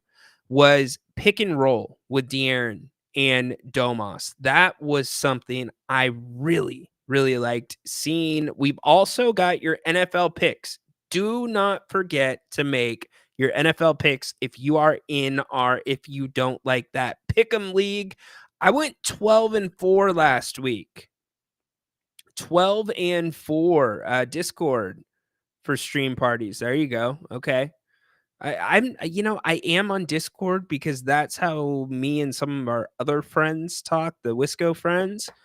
But I'll keep that in mind, Kevin. Well, maybe we could put something together. Like I said, Adam and I have something in the works. So make sure you make your picks. We're going to talk some football with this dude right now. This guy is all in to football. What's up, dude? Haunted Horse into house. What's up?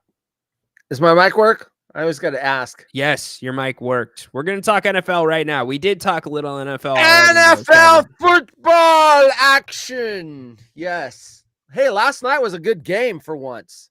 It was a great game. It was a shootout.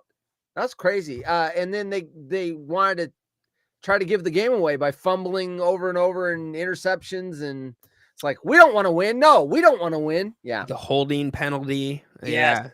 Yeah. Yep. Yes, crazy stuff. But good. Finally get a Thursday night game that was enjoyable to watch. Yeah, shootout too. That's what surprised me for sure. We've got a lot of action on Saturday. I mean, the Ducks are playing tonight. I'm going to shout out to the Oregon Ducks tonight. There you go. Michigan State. Let's hope they win. And then they got the big Ohio State game next week. Yeah, I was just going to say the same thing. You're too loud, bro. I'm too loud? A little bit too loud. Isn't that on your end? Yeah, I'll turn it down a little bit. All right. I mean, I'm always loud, folks, but he's got the controls. You're the only person I have to turn down. Well, right? I mean, come on, it's Friday. What do you want me to do? Be all, hey, And of everyone, course, it's Bane. happy Yeah, Friday. Bane is his brand is opposite. He says if it's too loud, he can't hear anything. So there we go. Right. Right. Yes. Hey, H. Yes, indeed. Patrick, good job last week, my man. Good job. Got 10 wins last week.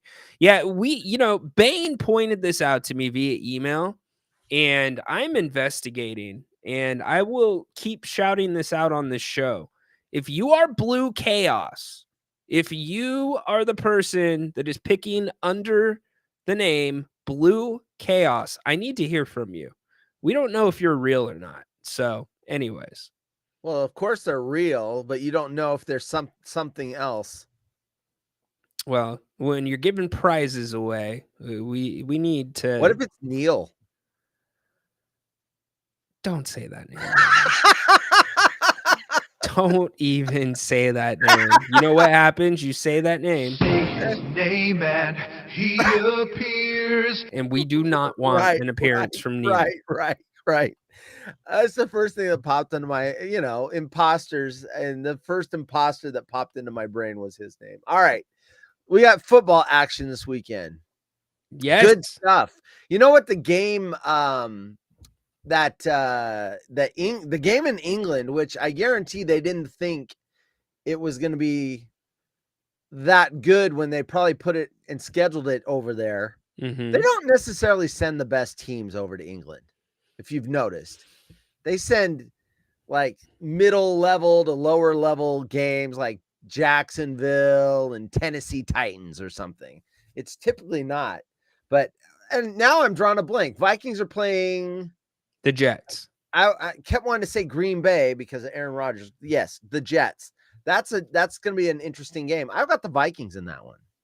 Yes. The Jets have not been able to protect Aaron Rodgers. And well, here's the wild card. Okay. Brian Flores' defenses have been stupid horse to the point your quarterback, after you guys played the Vikings, walked up to him and said, your scheme is insane. And that's Brock freaking Purdy.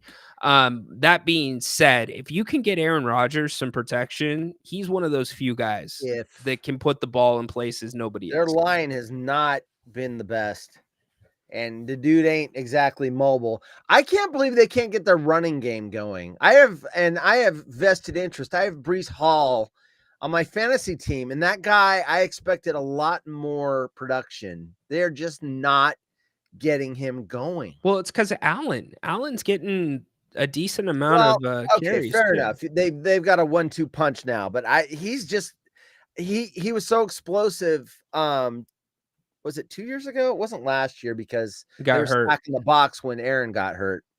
Anyway, I'm looking forward to that game. That's an early start for us West Coasters. So I always miss a little bit of that because I'm not freaking setting my alarm to wake up to watch a game. I'm just not.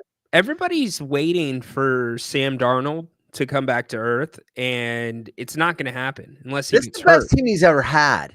And him and Kevin O'Connell, they have a long-standing relationship. Kevin was an SDSU quarterback. Kevin was coaching Sam at camps when Sam was in high school because Sam's a SoCal dude. But what I was going to say about Sam Darnold is dude is taking what the defense is giving him. He's not going out there and making these crazy flashy plays and super difficult throws. So this is here to stay unless something changes. I heard someone say that he had a good start in Carolina and then couldn't maintain the consistency of it. He had an early show of production and then it tailed off, but that was Carolina. He didn't have the weapons he has now. Exactly. I mean, of course he came down to earth because he had limited places to put the ball. Anyway, I think Minnesota's for real. I think Minnesota and Detroit. And then I would put the Niners below them. So I'm Jets Vikings. I can't wait to see that game. And then the Niners, speaking of the Niners, Arizona Cardinals. Which Cardinals team is going to show up? If it's the explosive offense, then that should be a really interesting game. The over-under on that was 49 yesterday. So they're expecting a lot of fireworks. Over-under There's 3 games this week. Over unders 49. So there's gonna be a lot of scoring this weekend.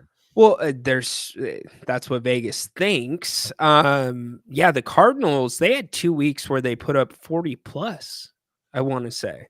Harrison Jr. is legit, and he's just gonna get better. Yeah. I mean, that dude was or is the comparisons to Fitzgerald and Megatron and everything. I mean, that dude is superstar material. Absolutely. He grew up. And he's tall. Oh man, He grew up with one of the best receivers. Right. Like it's so fundamental too. That's what Marvin Harrison was. I love the kids. The Mannings came in, their dad played. McCaffrey, his dad. Oh, by the way, I saw Ed McCaffrey was on a radio show, and you may have already talked about this because it's at least 36 hours old when I saw it. But he got the tendonitis by working out too hard. It wasn't in practice, anything like that. Ed McCaffrey said, my son doesn't know when to slow down. And when his body's telling him to slow down, he just keeps going. And he blamed it on his off-season regimen. And he needs to not kill himself, basically. Well, that begs it's a bigger problem in the NFL.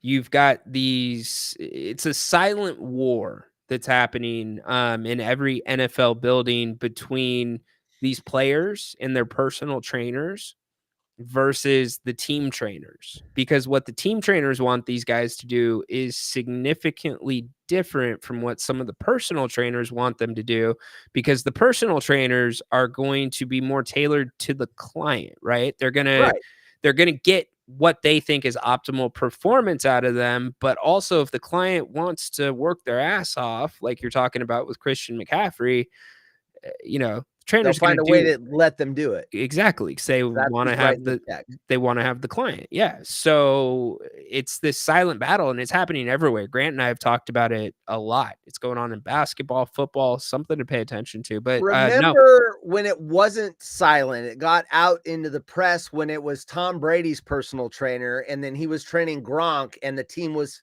keeping him out of the facility. They're like, you can't come in here. Yeah. And it caused friction with Brady and Gronk because they're like, no, that's our guy. And they're like, no, in this facility, he is not the guy. And that spilled out in the media. Right. And now it's slowly creeping its way into college. It never did before NIL, but now with NIL, it's makes sense. Changing some things because players in college now have agents, and they have money. They didn't have money before. So now you have money. You can, hire a personal chef. You can do all the things. Think about Georgia's quarterback. Dude's driving a Lamborghini. Oh, I didn't know this. Yes. Wow. Doesn't surprise me. You know what? I have no problem with it because there was the old days when you would have this topic on sports radio. They're getting a full paid scholarship and I had to pay student loans, and they are out there putting their bodies on the line. They risking not being able to go to the NFL with a career-ending injury. I have no problem with them making money. I'm glad they are. Yep. I'm glad they are. Good for them. So me too. Too. I don't have the list of the games in front of me.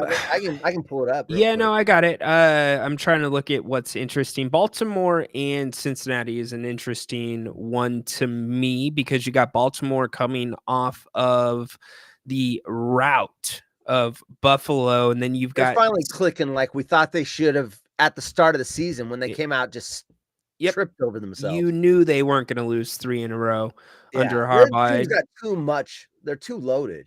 Yeah, it had been only the second time in 15 years that had happened. But Cincy has not necessarily been clicking, and their backs are really against the wall too, and that's a divisional game. So, you know what? Burrow's finally getting the ball to Chase. They had the distraction with his contract, and then he came out kind of like Ayuk, where he just wasn't on the same page as the quarterback. and they're starting to click. I wish Ayuk would start clicking, but at least Jamar Chase, he had 2 touchdowns in the recent game, so he's starting to click. And then I think having Higgins back made a big deal, huge. Yeah. because now you can't just double up on Chase. You've got to 100%. watch the field. So I think that'll be a good. I have Baltimore winning it, but I think that'll be a fun game. That's another over under. That's the other one of the other 49. It's 49.5 over under. So they're expecting a lot of fireworks in that game as So well. you have Baltimore covering? Let's see, 2.5. 2.5. Where's it at? It's in Cincinnati. Ooh, God, 2.5. Field goal wins. Yeah, I'll take Baltimore minus 2.5. Okay. Yeah, I'm going to kick you to another game that we don't want to talk Miami, New England. But I do have something with Miami that I want to talk about, which we're not going to get to today. The NFL stepping in and saying they're not going to mediate whether Tua should return to football or not. They shouldn't. Okay, but why are you not cleared medically? But why are you coming out and saying, why do you even insert yourself into that position to say, oh, we're not going to do this? If you're not going to do it. They came out with a statement. They weren't asked in the media or anything else. Not that I know of. Yeah. They must have gotten enough inquiries about it that they felt they had to make a statement. Well, but it shouldn't be their business if he's cleared medically and he wants to play. That's between the player, unless he's not cleared medically, and then they have every right to step in. Johnny Manziel would make probably as much as he did while he was in college. Oh, right. I mean, players were always getting paid. It was under the table. It wasn't out in the open. But yeah. Buffalo and Houston. In Houston, Buffalo is a 1-point favorite. I'll take Buffalo. Houston doesn't look right. I expected them to come out and mow people down, and they are not clicking. They're just not clicking. So I'll take Buffalo off of the rebound off of that bad game where they just got obliterated by Baltimore. But I'm trying to pull up the injury report. I think the Bills were exposed with one flaw that they've had, and they were able to hide. They don't have the receivers. He doesn't have anywhere to go when the game they've got to come back from behind and by multiple scores. Yeah. He doesn't have when he had Davis and Diggs, you could crawl your way back from a double digit deficit. And now he does not have the weapons to do that. They're good if they're within a touchdown or they're leading. So they were exposed. He couldn't come back. And then they were just chasing him all over. I mean, they knew that Baltimore knew he had to throw, they were just blitzing the hell out of him, and he was running for his life. No, that's a good point. Kevin, the line's 2.5 on Pittsburgh and Dallas. And that one is in Dallas. That's a really interesting game because Pittsburgh's doing it with defense and vanilla offense, and Dallas, once again, I thought they would be much better in the regular season. They always choke in the postseason, and they're just not clicking. There's all these teams that aren't clicking right now where I thought they would. Dallas has a bunch of injuries too. Yeah. Yeah. And their defense being bad is kind of a surprise, but I thought their offense would be clicking. Now they came back and almost got the what was it, New Orleans, where they were down big, or no, New Orleans was down big. What am I? New Orleans blew them out. What's the team that they came back? They came back and they almost got the win. I thought that was New Orleans, where they were getting blown out and then they crawled their way back. No, it wasn't New Orleans. It was it New Orleans? No, New Orleans. No, New Orleans was a straight up blowout. It was like 44-17. There was a game where they were down by like 20 or whatever, and they crawled back in. Yeah, I know what you're talking about. I'll get it here in a second. Or the other team crawled. Anyway, I know they're starting to blend together. We don't need to talk about Denver and Vegas. And so what's interesting about Denver and Las Vegas and Miami and New England, both games are over under 35.5. These are bad offenses. Yeah, it was the Ravens game, by the way. where the Ravens game. almost Thank came you. back. Thank you. Yeah. Yeah. Where yeah. So and then we talked about San Francisco, Arizona. I mean, we didn't go into depth on it. Yeah, I kind of sidetracked it to McCaffrey, but John, really quick, Diggs is questionable too. That's pay attention to that, my man. Because that's a revenge game too. Diggs? Houston. Oh, are you talking Other about Diggs? on Diggs? His Oh, brother. sorry. Yeah. Got it. I thought you were talking about Houston Buffalo. Okay, good. Because I want Diggs in that game. I want to see the fireworks, especially after Allen made the comments about it's nice not to have drama on the team anymore. Yep. And he's like, "Oh wait, I wasn't talking about Diggs. I was just saying." And then you weren't. Okay. I'm going to give everybody an upset really quick, and it's going to surprise a lot of people. I am going to say New York -6 over Seattle, straight up. Seattle's defense is decimated with injuries right now. New York is without Malik Neighbors. He's not going to be playing this week. And that's big. That is big, but I still think that they beat Seattle in Seattle. You and I, and probably most of your audience knows this, and I know this really well when I'm betting.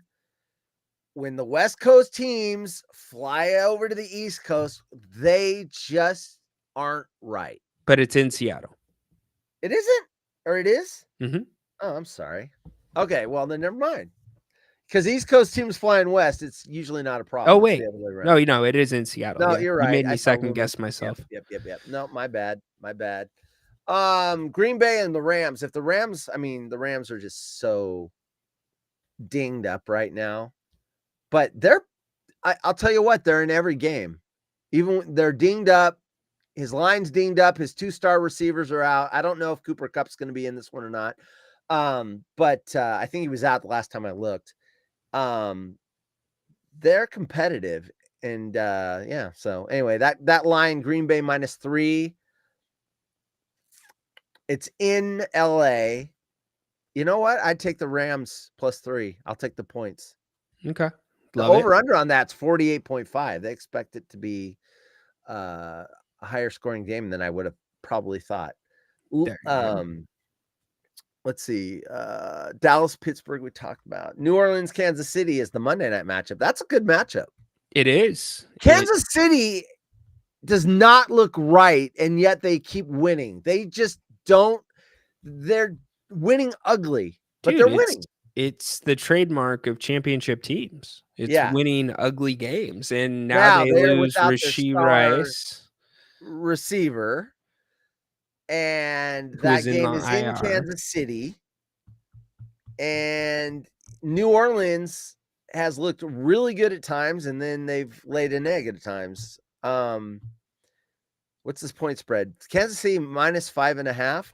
I will take New Orleans with the points. I think Kansas City probably wins, but since they're winning ugly, they're not blowing teams out. I see them winning by 2 or 3 points, but I don't think they're going to cover. I would take New Orleans +5.5. Boom. There it is. By the way, that Packers game is going to be like a home game in LA, just like it was in LA when San Francisco played them. Yeah. Well, that's LA. That is LA. The Chargers are off. So the bye weeks, Detroit's on their bye week, Tennessee, Philadelphia, and Los Angeles. Interesting. Damn right. What do you think? Just off as I walk out the door here, what do you think, fans? Would you rather have your team, the team you root for, have a bye week this early, or do you want it later in the season? I always want it later in the season. I think this is too early. Now, with the Niners injuries and whatever, it probably would be a little helpful right now, but I still take it late in the year. I don't like them this early. Detroit's not that dinged up. Tennessee, who cares? The only other is Philadelphia is dinged up. This is probably coming at the right time because their wide receiver core has been hit. And then Yeah. Los Angeles, Herbert got dinged, so they're probably The happy. fact what makes that hard to answer is what your schedule looks like on the back end. Right. Are you loaded on Monday night Right. games? Do you have Right. Thursdays? Thursdays Are are the you worst. playing That's really overseas? Like yeah, that's what makes that difficult. But yeah. for the most part, I am 100% in agreement with you. You don't want it this early. Everyone's just hurting by week 9, 10, 11. Their bodies just want to break. Just get a week off and just let those little nagging injuries heal up. So, Dudes all are right. in car accidents every single week. Right, exactly. It's That's why the unreal. Thursday night games are usually so bad. I I know. mean, they're just the body is just like, oh gosh, really? Yep. We've got to do this. Agreed. All right. Tell everybody where they can find you, my man. HollywoodRejects.com links. I got my shows. You guys, I see the chat. The guys that know, and yeah. You know what? You can also go to hauntedhorse.com. There you go. They all point to the same webpage, but I Wait, did get when did Haunted you Horse. get hauntedhorse.com? I got that I just haven't been telling people. I got that about 5 months ago. I moved the host from GoDaddy over to another place where I could use a different programming language for my website, so I could do some more things that I wasn't able to do on the basic GoDaddy page. And when I moved it over to Hostinger, they gave me a free domain, and I'm like, Haunted Horse. Sweet. So, Love and it. I've got them all pointing at the same thing. So, Boom. All right, dude. hauntedhorse.com. All right. Well, have a good show weekend, tonight. dude. Appreciate you dropping in on the Yeah. lines. I Listen to this appreciate it. dude. He knows what he's talking about usually. Sometimes His picks in our league aren't that good, but I make money. he makes I'm money. good at Yes. gambling. We'll put it that's that way. one little thing I've done very well. He is good. I can pick the guys that are going to get touchdowns, parlay them together, and get some nice big hits. Yeah, if So, you ever want an exotic parlay, hit this dude up. yeah, I don't know how I do it either. I don't have a formula. I just look at it and they jump out at me, and they tend to do well. So Yeah, there I you go. mean, you had a parlay of ex-wives too. I do have a parlay of ex-wives. That's right. I had to get one in. Nobody did it in the chat, so That's fine. It is. Hey, I'm an open book. You all know my warts. Y'all know what warts I have. I love it. All right, that's Haunted Horse. Have a good weekend. You too, buddy. Thanks for coming in. Oh, good stuff there. Good stuff there. All right, that is our week. It's been a fun one. Thank you all for being here. Make sure that you pay attention, though, to the King's Court on audio. Make sure you are subscribed on Spotify, Apple. I see most of you, a lot of you downloading the exclusive audio that's been there now that the basketball over under on wives. Well, it's still ongoing. So, I mean, what's the safe bet gonna be? I have spent time with Haunted Horse and his wife. I'm going under. This one is here to stay. I'm going under. I'm giving him that love. But make sure that you are subscribed to the King's Court. I've been doing daily training camp updates, breaking down the audio, telling you what I'm seeing on video, and make sure you're a part of those. Those are good stuff. Keep you informed with what's going on with the Kings. And also, don't forget, make sure you're subscribed right here on If You Don't Like That. You can also download any of the audio. Now, the King's Court is not going to be up on grantnapier.com or ifyoudon'tlikethat.com, but every other show from here, including our pregame, postgame, and halftime shows during the basketball season, you can download there, and you can find it on Spotify, Apple, and pretty much anywhere else you get your podcasts. And don't forget, Grant, right back here in just about an hour. Come wrap up the week with him. He'll be taking your questions, taking your calls, and we will be back Monday and getting right back at it with the King's Court. But again, Saturday, Sunday, you will have updates from the Kings on training camp on my audio platform, which is the King's Court with Rhino. Huge thanks to Adam for coming in. That was a fun wrestling segment. Big thanks to Haunted Horse. Big thanks to everybody in the chat. I appreciate you so much. I hope you guys have a great and safe weekend. Do me a favor, please. Again, make sure you check out Grant at 5 o'clock and run your questions by him. There, we left a lot of meat on the bone that is still left to talk about. I've got 9, 10 different things between baseball, college football, the NCAA, Devontae Adams, all this still out there, plus your Kings. So a lot to go on with Grant. Again, a big thank you to Bennett's Westside Grill for sponsoring the show today here on the King's Court. Oh, and don't forget, also 5 o'clock, you get a rant with Grant. Yes, it's what it sounds like. You get to decide what Grant is going to rant about on the 5 o'clock show. So make sure you're there to put that in the chat. As for me, I am going to the basement until Monday. But again, you can find me on the audio platform. You'll have a podcast tomorrow and another one on Sunday, updating you on Kings training camp. Make it a great one. Go Kings. Light the damn beam. Court is dismissed.